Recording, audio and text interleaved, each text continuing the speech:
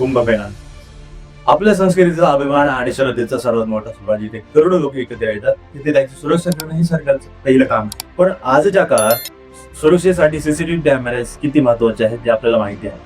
पण जर या सुरक्षेच्या नावाखाली जनतेचा पैसा विनाकारण किंवा अफाट खर्च होत असेल तर प्रश्न विचारणं महत्वाचं आहे. नुकताच विधानसभेमध्ये एक गंभीर विषय समोर आलेला आहे. नाशिक कुंभमेळ्यातील सीसीटीव्ही फुटेजच्या कच्च्यावर मोठी चर्चा सुरू झालेली आहे. मुद्दा असा होता की मागच्या कुंभमेळ्यात जो सीसीटीव्ही कॅमेऱ्याचं काम 10 करोड रुपयामध्ये झालेलं होतं, त्याच कामासाठी आता 300 करोड रुपयाचं बजेट मांडलं गेलं आहे. म्हणजेच थेट 30 पट वाढ. आज आपण कोणत्याही नेत्याच्या बाजूने घेता एक भारतीय नागरिक म्हणून ह्या आकड्यांचा हिशोब मागणार आहोत. मित्रांनो, आपण सगळेच मोबाईल वापरतो. आपल्याला माहिती आहे की गेल्या 10 वर्षात कॅमेरा आणि तंत्रज्ञान स्वस्त झालेला आहे. पूर्वी जेवढ्या पैशात साधा कॅमेरा मिळायचा, आज त्यापेक्षाही कमी पैशात एकदम भारी आणि हाय डेफिनेशन आणि नाईट विजन कॅमेरा मिळेल. महागाई वाढली आहे हे मान्य आहे, पण ती 30 पट वाढली आहे का?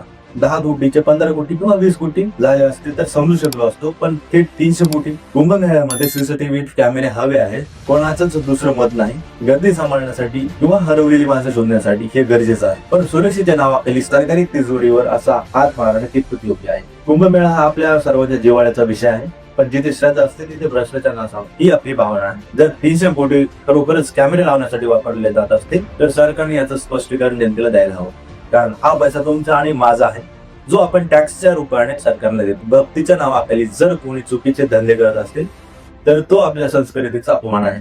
हा व्हिडिओ बनवायचा उद्देश कोण आहे, एका पक्षाची बाजू घेणं नाही, तो कुठल्या पक्षावर टीका करणं नाही. आपल्याला सुरक्षाही पाहिजे आणि आपल्या पैशाचा हिशोबही. तुम्हाला काय वाटतं, तंत्रज्ञान स्वस्त होत असताना खर्च 30 पटीने वाढणं शक्य आहे का? तुमच्या प्रतिक्रिया कमेंटमध्ये नक्की सांगा. व्हिडिओ आवडला असेल तर व्हिडिओला शेअर करायला विसरू नका आणि अशाच माहितीच्या व्हिडिओसाठी जीवन गाडी या YouTube चॅनलला सबस्क्राईब करायला विसरू नका.